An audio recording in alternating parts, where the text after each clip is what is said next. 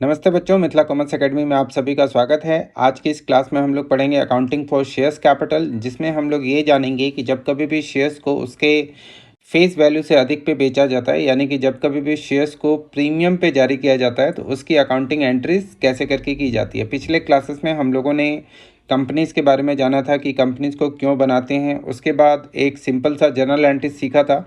आज उससे थोड़ा सा आगे बढ़ेंगे, तो आइए चलिए शुरू करते हैं और जानते हैं कि जब कभी भी शेयर्स को प्रीमियम पे जारी किया जाता है तो उसकी अकाउंटिंग एंट्री कैसे की जाती है।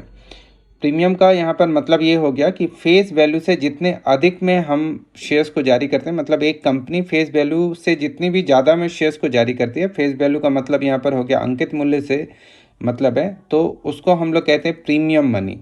यहाँ पे जो जर्नल एंट्रीज बनेगा, पिछले क्लासेस में ये जर्नल एंट्रीज सब मैंने आप सबको सिखाया था।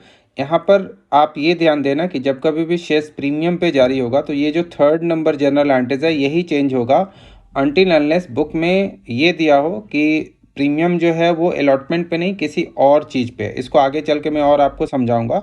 बस अभी आपको ये ध्यान रखना है कि जब कभी भी शेयर्स प्रीमियम पे जारी होगा तो जो तीसरा जर्नल एंट्रीज है उसमें चेंजेस आएगा, जहाँ पे हम लोग लिखेंगे securities premium reserve account. Otherwise जो आपको जर्नल एंट्रीज पिछले क्लासेस में सिखाया था वही जर्नल एंट्रीज सब यहाँ पे भी बनता रहेगा। जैसे कि एप्लीकेशन के 2 जर्नल एंट्रीज बनेंगे यहाँ पर, फिर अलॉटमेंट का 2 जर्नल एंट्रीज बनेगा।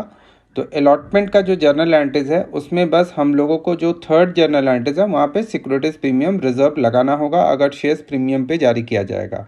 यहाँ पे फाइनल कॉल के भी 2 जर्नल एंट्रीज ही बनेगी, तो कुछ ज़्यादा चेंजेस नहीं है, वही जर्नल एंट्री सब है। पहला, दूसरा, तीसरा आप देखेंगे, चौथा, पांचवा, छठा सब जर्नल एंट्री सेम है।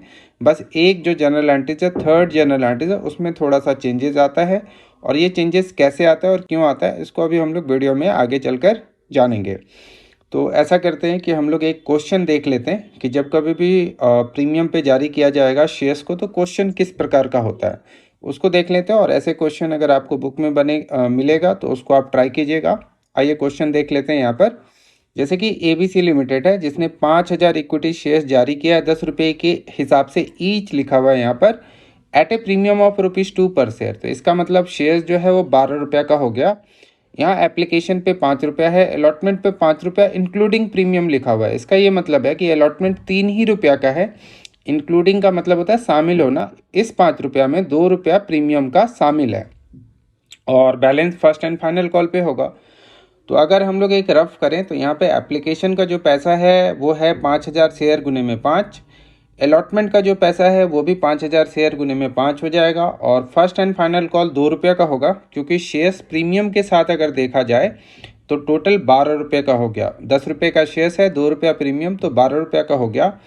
यहाँ पर जब हम लोग जर्नल एंट्रीज करेंगे तो एक दो जर्नल एंट्रीज जो होगा वो 25,000 से, फिर अगला 2 जर्नल एंट्रीज भी 25,000 से, और उसके बाद जो अगला जर्नल एंट्रीज होगा 2, वो 10,000 से। जैसे यहाँ पे एप्लीकेशन का जर्नल एंट्रीज तो ठीक पिछले क्लास की ही तरह बनेगा, bank account debit to share application और share application debit to shares capital. फिर हम लोग अलॉटमेंट की जर्नल एंट्रीज करेंगे तो सबसे पहले अलॉटमेंट मनी यहाँ पर ड्यू होगा, shares allotment account debit to share capital, और उसके बाद एक और भी पैसा यहाँ पे मांगेंगे, वो है सिक्योरिटीज प्रीमियम रिजर्व का पैसा, जो कि आप यहाँ पर देख रहे हैं। तो बस यही चेंजेस आया। तो जब कभी भी शेयर्स को जारी किया जाता है तो हमें अलॉटमेंट वाली एंट्री में सिक्योरिटीज प्रीमियम रिजर्व लिखना होता है। इसके बाद फाइनल कॉल भी ऐसे ही बनेगा जैसे पिछले क्लास में बना था, मतलब फाइनल कॉल सिंपली पहले हम लोग मांगेंगे, ड्यू करेंगे, और फिर हमें फाइनल कॉल प्राप्त होगा। एक बात आप यहाँ पर ध्यान ये रखिएगा कि अगर क्वेश्चनों में लिखा रहेगा आपको लेना है, तो ऐसे केस में जो सिक्योरिटीज प्रीमियम रिजर्व है वो अलॉटमेंट पे नहीं लगाकर फाइनल कॉल में लगाएंगे।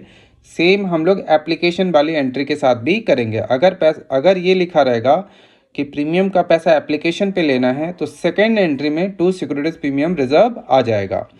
कुछ और भी इंपॉर्टेंट बातों को आपको ध्यान ये रखना है कि जो सिक्योरिटीज प्रीमियम रिजर्व मिलता है कंपनी को एक्सेस, यानी कि कंपनी अपने किसी भी शेयर्स को उसके फेस वैल्यू से कितनी भी अधिक में सेल कर सकती है। तो जो ज़्यादा पैसा मिलेगा कंपनी को, मान लीजिए 10 रुपये का शेयर्स है, 12 रुपया में जारी किया गया, तो यहाँ पर जो 2 रुपया है वो सिक्योरिटीज प्रीमियम मनी कहलाता है। इसको इस्तेमाल कैसे किया जाएगा, तो ये यहाँ पर ध्यान रखना है कि उसको इस्तेमाल केवल 5 जगहों पे किया जा सकता है। तो ये जो 5 जो सिचुएशंस हैं वो कौन से ऐसे सिचुएशंस हैं जहाँ पे सिक्योरिटीज प्रीमियम रिजर्व को यूज किया जा सकता है, यानी इस्तेमाल किया जा सकता है, वो एग्जाम में आता है लिखने के लिए।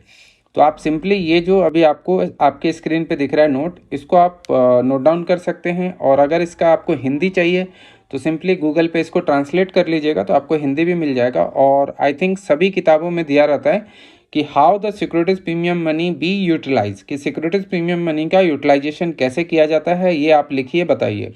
तो आपको इतना ही नोट लिखना होता है। तो आज की इस क्लास में हम लोग इतना ही करते हैं, फिर आगे हम लोग नेक्स्ट क्लास में करेंगे। आज के लिए इतना ही। Thanks for watching this video.